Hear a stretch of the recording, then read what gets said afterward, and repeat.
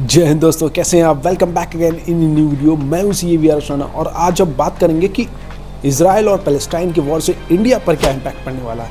तो चलिए समझते हैं। सबसे पहले तो मैं ये समझूंगा कि इजराइल और इंडिया की पार्टनरशिप किस तरीके की है।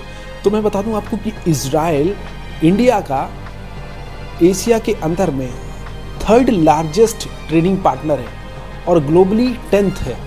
तो अब हम बताएं कि आपको इजराइल किस तरीके से हमारा पार्टनर है। तो इंडिया के हमारा जो डिफेंस सेक्टर का इंपोर्ट है उसमें इजराइल का 8% कंट्रीब्यूशन है, जिसकी वैल्यू लगभग में हमारा नियर बाई 70,000 करोड़ के लगभग में हमारा ट्रेडिंग वैल्यू है उससे। साथ ही साथ में जो हम उसको एक्सपोर्ट करते हैं, हम उसको मेनली क्या एक्सपोर्ट करते हैं कि कॉस्टली डायमंड्स और costly pieces material, pieces metals, apart from it electronic items, textile industry से हमारा बहुत अच्छा कनेक्शन है।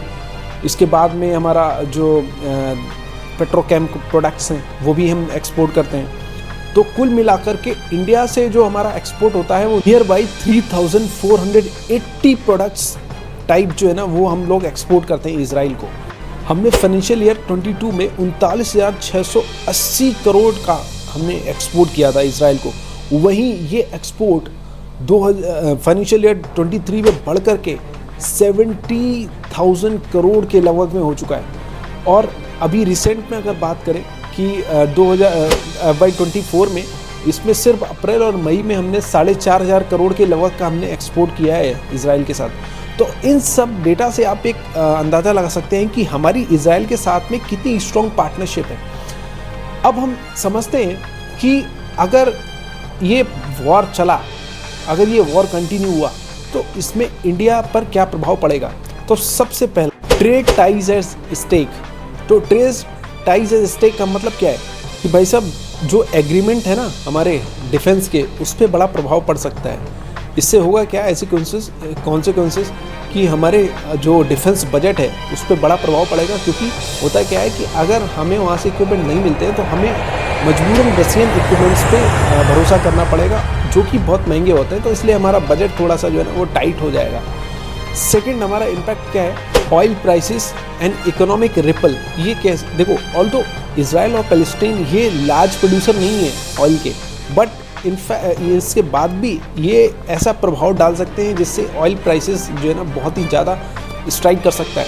अभी करंट में लास्ट 2 ट्रेडिंग सेशंस के अंदर में ये जो है ना प्राइसेस के अंदर में बहुत बढ़त देखी गई है। क्रूड ऑयल प्राइसेस अभी ये आप समझिए कि $100 पर बैरल पे टच कर सकते हैं। अगर ये ऐसा हुआ तो ये इन्फ्लेशन को बढ़ावा देगा, राइट। तो ये अभी एक मैं आपको इससे कनेक्टेड एक स्टोरी बता रहा हूँ। इसमें यूएस गवर्नमेंट का बड़ा इंटरफेरेंस होता है, क्योंकि जो ओपेक है हमारी, ओपेक जो हम एक कार्टेल बनाया हुआ है गल्फ कंट्रीज़ ने, ऑयल प्रोड्यूसिंग कंट्रीज़ ने। तो ये डायरेक्शन दी गई है कि देखो ऑयल का प्राइसेस ज़्यादा नहीं बढ़ना चाहिए। अगर ज़्यादा बढ़ता है ना तो उसके इसमें क्या होता है ना कि जो डिमांड है वो कम हो सकती है, क्योंकि वो अल्टरनेटिव सोर्सेज की तरफ में जा सकते हैं लोग, ठीक है। वो उनको बढ़ावा मिलेगा। अगर उनको बढ़ावा मिला तो भाई साहब होगा क्या, क्रूड की डिमांड कम आएगी। क्रूड की डिमांड अगर कम हुई तो ये समझ लीजिए कि जो यूएस डॉलर पे पेमेंट होता है ना वो कम हो जाएगा। तो यूएस डायरेक्टली किस पे इनडायरेक्टली इम्पैक्ट होता है, यूएस डॉलर पे। तो यूएस डॉलर की वैल्यू हाई और लो, इससे बहुत ज़्यादा इम्पैक्ट होती है। तो यूएस हमेशा ये चाहेगा कि डिमांड और सप्लाई एक बैलेंस बना रहे। अदरवाइज अगर डिमांड खत्म हो गई ना तो फिर समझ लीजिए कि डॉलर की वैल्यू क्या हो जाएगी, ठीक है। तो नेक्स्ट हमारा इम्पैक्ट क्या हो सकता है, नेक्स्ट हमारा है डोमिनो इम्पैक्ट। अब डोमिनो इम्पैक्ट क्या होता है, देखो ऑयल प्राइसेस बढ़ते हैं, ऑयल प्राइसेस अगर बढ़ेंगे तो क्या होगा कि इन्फ्लेशन बढ़ेगा। इन्फ्लेशन बढ़ने से क्या होगा कि डॉलर मजबूत होगा और रुपया गिरेगा। तो इससे क्या हो गया, हमारी जो वैल्यू है ना रुपीज़ की वो डाउन हो जाएगी। तो ये क्या है, एक चेन रिएक्शन है।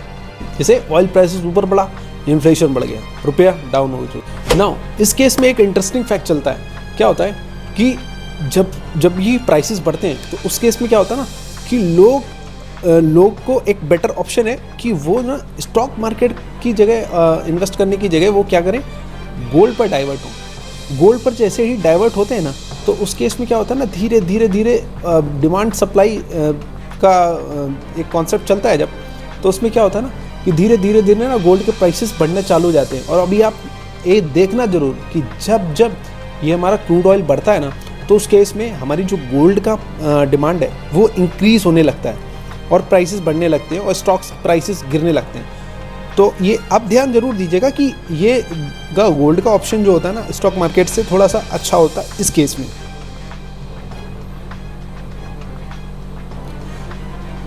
अब चौथा इम्पैक्ट क्या पड़ेगा? चौथा इम्पैक्ट हमारे इंडिया को बहुत बुरी तरीके से पड़ सकता है आईमैक प्रोजेक्ट पे, जो हमने अभी G20 में लॉन्च किया था कि भाई इंडिया, यूरोप और मिडिल ईस्ट कंट्रीज साथ में आकर के एक हमारा corridor, Indian middle east European economic corridor, इसमें हम दो तरीके से इसका डिवाइड कर रहे थे कि एक हमारा जो है ना वो हो जाएगा ईस्टर्न कॉरिडोर, जो कि हमारा इंडिया से मिडिल ईस्ट और मिडिल ईस्ट से यूरोप के लिए हम